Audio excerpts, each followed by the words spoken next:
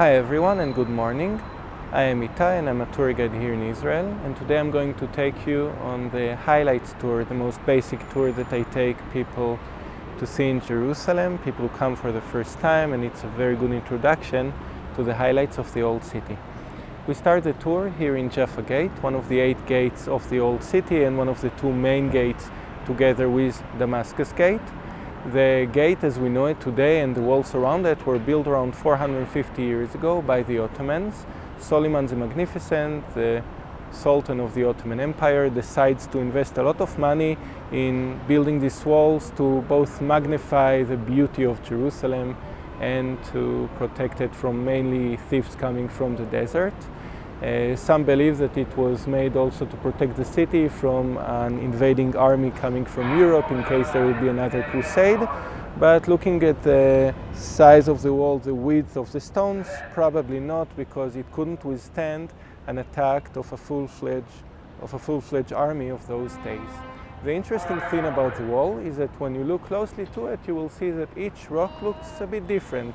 Some are perfect square, very, very nicely made. Some are more rough.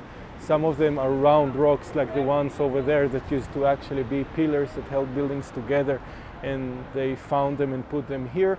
Basically, instead of carving each stone from scratch, what they did was just to collect many of the older rocks that were scattered all around the city and use them for the building of the new wall.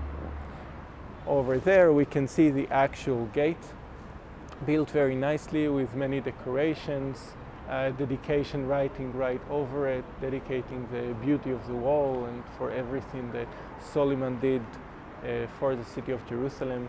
Over there you can see another dedication writing with those round stones that used to be pillars. On the sides you can see those really nice decorations that are coming from temples in the Roman or Byzantine era that were also found and brought here.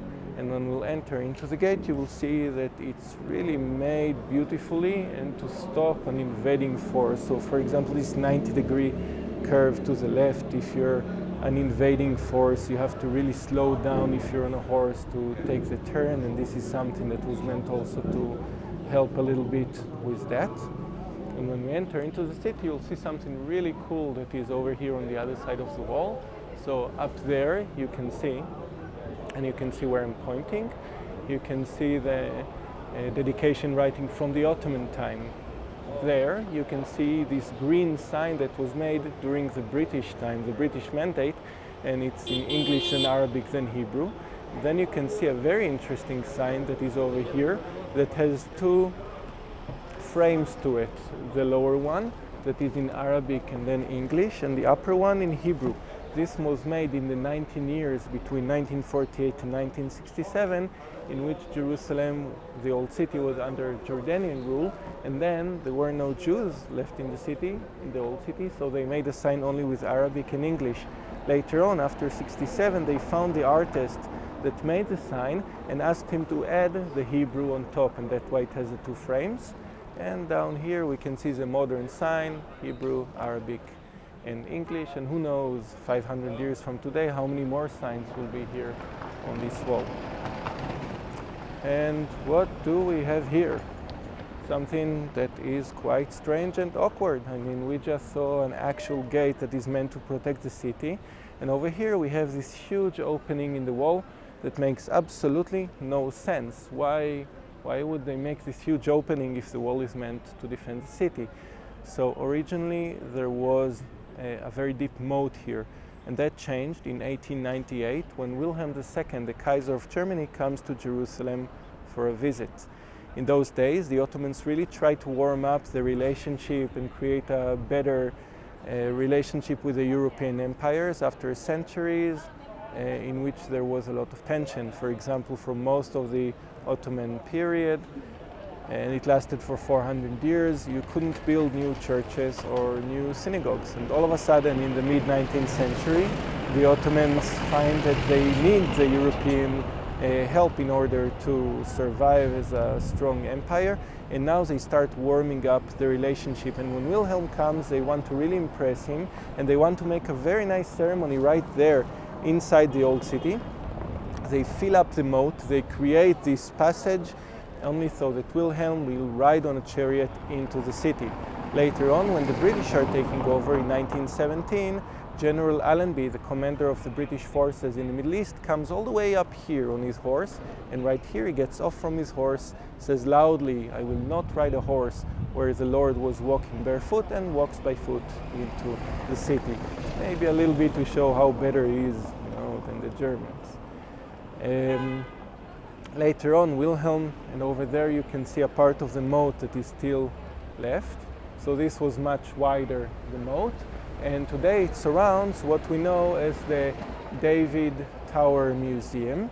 This fort that is on the right side of my walking direction was originally built by King Herod more than 2,000 years ago. It was his main palace here in Jerusalem. And later on, in every period that the city went through, it was renovated and changed. The basis of it is still from Herodian time. So how come everyone in Jerusalem knows it as the David Citadel or the David Tower? Well, that is a mistake. People along the centuries, especially since the Crusader times, started to recognize this place as a palace of King David. During the time of King David, this was just an open field, but because the name got so deep into the consciousness of both Israelis and non-Israelis, then they decided to keep the name as it is. This funny train there behind me is the Western Wall train. It's a kind of a Disneyland attraction of the old city, taking people down to the Western Wall. We are now getting into the alleys of the old city, and we're entering into the Christian quarter. So the old city is divided into 4 different quarters: a Jewish quarter, a Christian quarter, Muslim quarter, and an Armenian quarter. So 3 of them makes perfect sense, right? We would all imagine that each one of the 3 religions here would have its own area. But how about the Armenians? The Armenians are Christians, right? So they theoretically could have been in the Christian quarter, but they have their own territory. How come? We will find out when we will get there. Razouk tattoo shop is, and look at this bike, it's actually one of the Razouk family members. And there is a bike, so I move. I just wanted to look at those wooden stamps right there.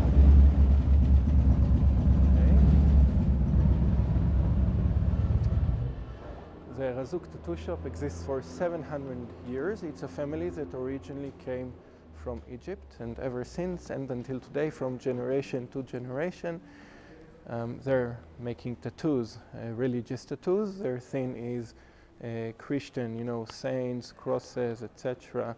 And still pilgrims that are coming to Jerusalem today go there and can have a tattoo made in the old city of Jerusalem, which is pretty cool. So we are now entering into the Christian quarter. It became a bit more quiet than it was near the Jaffa gate, which is nice. The Christian quarter has presentation of many different denominations, mainly from the Catholic and Orthodox parts of the Christian world. The Protestant not as much, simply because the Protestant streams were created a bit later, and then there wasn't much real estate. So inside the old city itself, there is just one Protestant church, the Lutheran Redeemer's Church, near the Church of the Holy Sepulchre. And here, for example, we can see a Coptic Orthodox Patriarchate St.George convent for Coptic nuns. So Coptic, Egyptian. Over there in the entrance we can see also the image, the icona of St. George. St. George is very popular here in Jerusalem, as he is in other parts of the world. He was born in the city of Lod, not far from Tel Aviv of today, Ben Gurion Airport. And he joined the Roman army, and he was secretly a Christian. At some point his commanders caught him doing his Christian practices and gave him an ultimatum whether he's going to change his faith, renounce Christianity, or he will bear the consequences. And eventually he was executed in a very nasty way. Later on, traditions came up with the story that he slayed a dragon in order to save a village, and the whole village became Christian. The dragon is also a symbol about our bad values and how Alan and how he helps us to purify ourselves. And here there is one of the nicest bakeries in the old city. They're making pita bread and cookies, and this giant machine, when it's working, it's just throwing out pita bread, which is great, and I wish you could have experienced the smell, because it makes you hungry just by passing near it every single time. And I just had breakfast, but still. So we are moving through the Christian quarter. It has around 4,000 people living in it. A lot of the property is owned by different Christian denominations. The Greeks have a lot, the Armenians in their own area, the Catholics, and also residential of just ordinary families that live here. Now we are still in the times of Corona, so many of the souvenir shops on the sides of the roads are closed, unfortunately. It has been 2 very difficult years for all the businesses in the old cities that are living out of tourism. Here, for example, we can see a monastery that is Greek Orthodox. This symbol is marking every property that is owned by the Greek Orthodox in the Holy Land. It is known as the taphos in Greek. It's the head letters for the guardians of the Holy Tomb, and that is how they see themselves. The nice thing, and we'll see if it's open, is that in the old city many times you see this tiny little door, and when you're moving inside you see that there is a giant complex around with staircases going in all directions, both for monks and for families that are living here on the sides of the monastery. Here you can see an old water hole. In older times, they used to collect rainwater from the rooftops, and the water would come into a water hole, and then each complex of buildings would sustain themselves in this way. But after the British took over and started building modern water system to Jerusalem, there was no more need for those old style systems collecting rainwater, and today most of them are blocked. The problem was that in many of them there were snakes, and they decided to seal them. Today in Jerusalem there aren't many of them that are still active.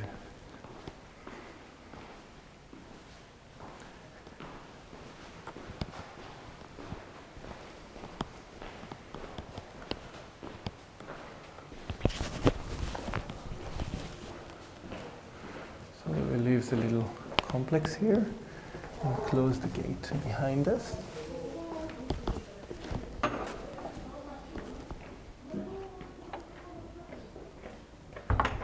There we go. So we are in the Christian quarter, but not only Christians live here. If you look here to the side, you will see many of these graffitis that are marking the words Allah and the half moon. So this is, for example, a complex of Muslim families here in the Christian quarter, and you will find Muslim, Christian and Jewish families in the Muslim quarter. So the majority of each quarter will have, the people that are more naturally attracted to it, but also a minority of other groups. It's not like that.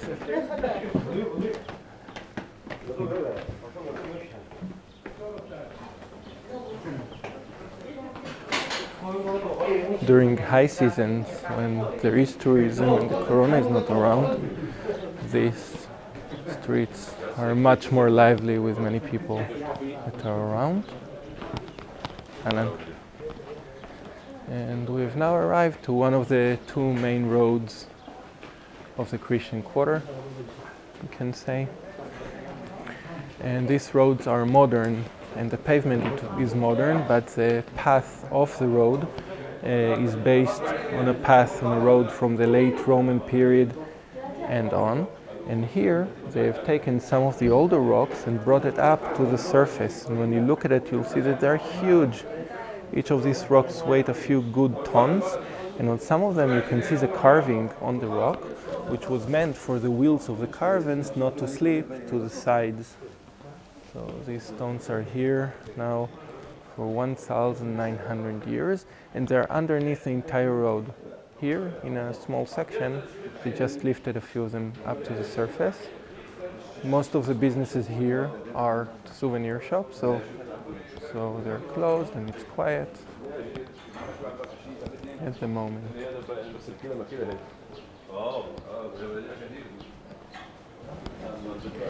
We are now arriving into one of the most important roads in the old city, St. Helena Road, because this is a road that is leading us to the Church of the Holy Sepulchre, the holiest church in the world for Catholics and Orthodox.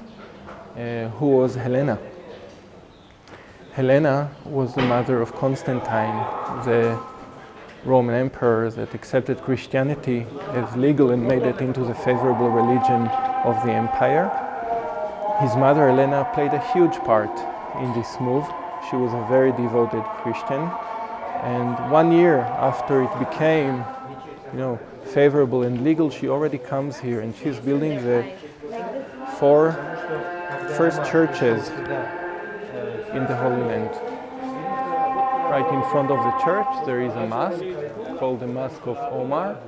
Omar, the second ruler of Islam after Muhammad, was the Muslim ruler who conquered the entire region, and when he came here, his people brought him to the Church of the Holy Sepulchre to pray, and the story says that he decided to pray outside of the church and not inside of it, to give respect to the church and to make sure that his people won't make it into a mosque afterwards. And indeed, in the place where he prayed, they built a mosque named after him until today.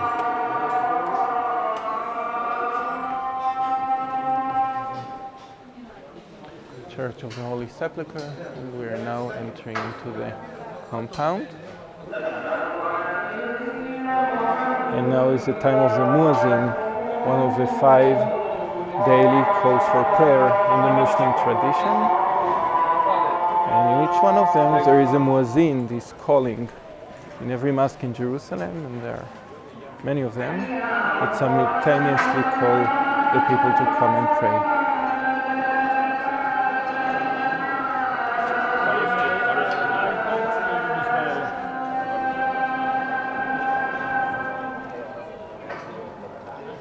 And we have now arrived to the Church of the Holy Sepulchre.